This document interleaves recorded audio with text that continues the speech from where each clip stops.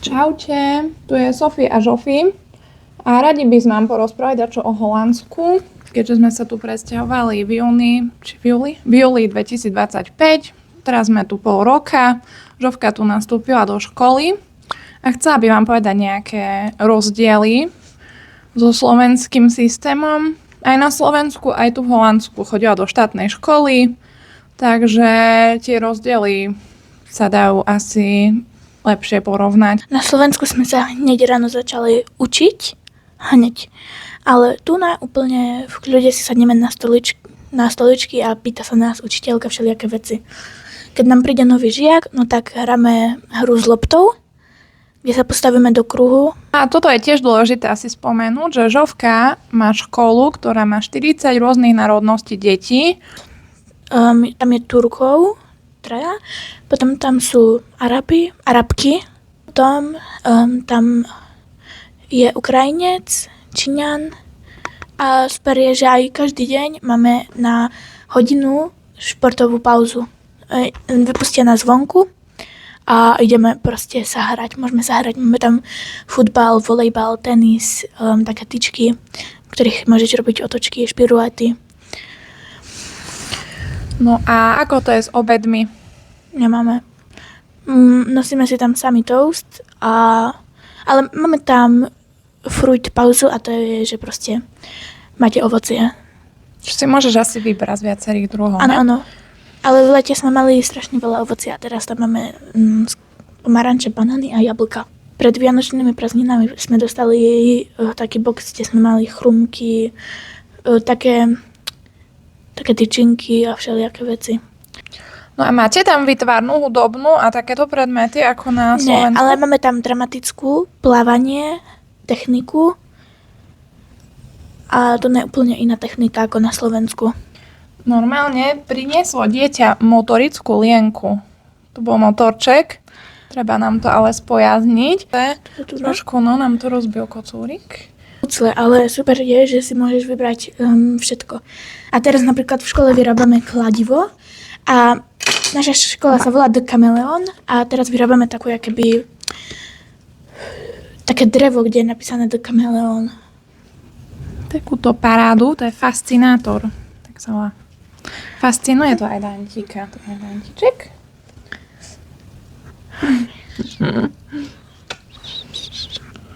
Máme tam plávanie a tu je taký systém, že proste keď máš diplom A alebo ABC, ja zatiaľ nemám ešte ani jeden, ale viem dobre plávať, ale že keď máš ABC diplom, no tak proste môžeš chodiť plávať profesionálne. Ale napríklad tiež to je rozdelené na 4 skupiny a ja som v tej 4. No a čo sa týka vybavenia do školy, čo všetko ti treba ráno zbaliť do školy? Desiatu a vodu. A prezúky? Prezúvate sa? Nie. A kde si odkladáte veci? Pred triedou máme také vešiačiky a tam si... Dostali sme nové pravidlo, že tašky si musíme dávať na zem, lebo teraz, jak nás tam je strašne veľa, tak sa nezmestíme. Treba ti peračník? Môžeme mať, ale nemusíme. Takže nemajú obedy. Deti ale končia skôr. Končíte o 14:45. Čiže nie sú v družine do 4:30, ako zvykne na Slovensku byť. V tom je to trošku komplikované, pretože veľa rodičov si nevie tie deti vyberať. Ale máme tu na krúžky úplne zadarmo. No a jak to je, keď si chorá a nemôžeš ísť do školy? Musíš ísť ku doktorovi po ospravedlnenku? Môžeš ísť ku nej chorý do školy. Na Slovensku by som už za taký čas chýbala asi 50 krát a tu som chýbala ešte len nejakých 7 krát. No. A tu vôbec nie som chorá. Na Slovensku som bola chorá každý mesiac a teraz som tu bola chorá iba 2-krát.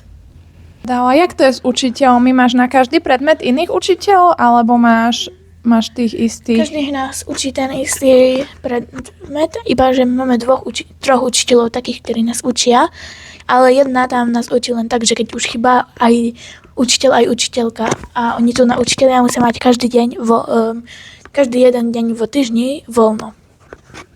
Takže oni učia 4 dní vlastne, tí učiteľia. Áno, 4 zo 5. A potom tu je taký učiteľ, ktorý je proste, že hlavný učiteľ a potom tu je taký učiteľ, ktorý len zastupuje učiteľky, keď majú voľno. Takže Žovka má vlastne jednu pani učiteľku, ktorá ju celý čas učí. A jaké ešte tam máte aktivity? Čo robíš najradšej v škole? No, ja najradšej hrám počítač. A to je v rámci akého predmetu? Holandštiny. No, tam máte také tie Chromebooky, ne? Áno, ale tí, ktorí sa už vedia lepšie učiť, no tak oni majú takú hru, na ktorej proste napríklad povedia ti slovo a ty ho musíš naťukať. Alebo je tam ukázané slovo, ukáže sa ti na 5 sekúnd a musíš si ho zapamätať v hlave. A tebe ako ide tá holandština? Dobre. Už máš pekný aj prízvuk. Už Žovka dokonca bola aj v kine. Dneska idem druhýkrát. Dneska ideme po holandsky do kina. A už som bola na Zotropolis.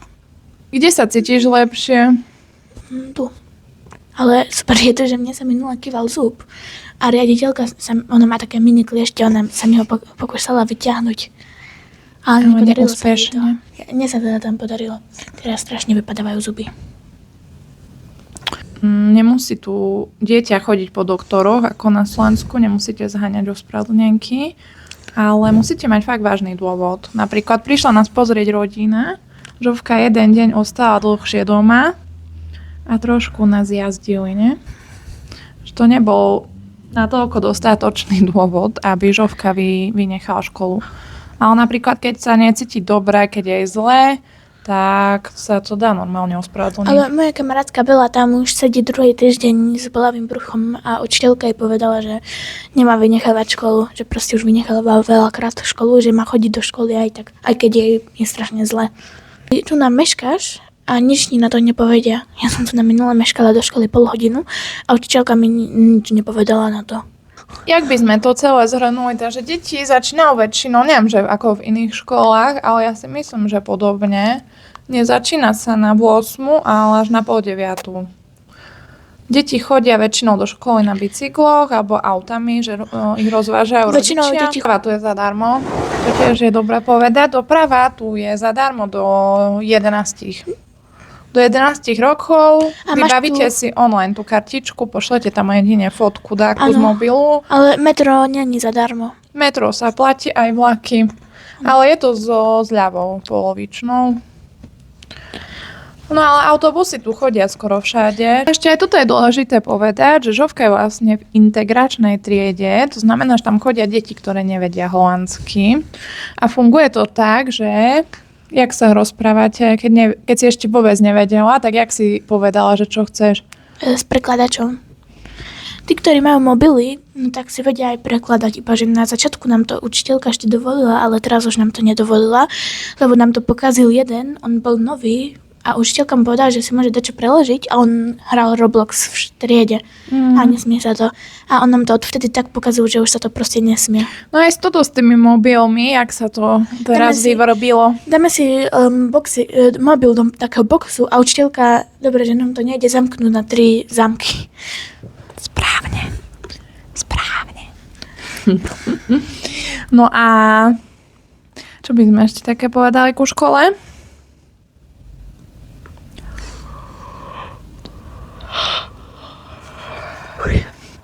Čo robíte na dramatickom krúžku?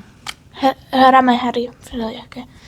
Napríklad minule sme kreslili menu a potom sme sa hrali na reštauráciu. Alebo napríklad, my tam väčšinou hráme hry. Také ako spoločenské, hej, že? Nie. Napríklad také, že pod akom takto opakuje a stojíme v kruhu a jeden ide preč zo triedy a potom, keď príde, musí uhnúť, že po kom každý opakuje.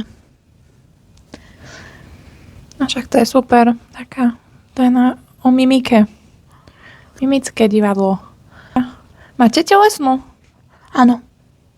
A koľkokrát do týždňa? 1-krát. Ale 2-krát mám ja telesnú, lebo chodím na krúžok. No na laptové hry. V ďalšom videu si povieme, že ako sme tu pricestovali s našim zvieratkom. Našimi zvierátkami.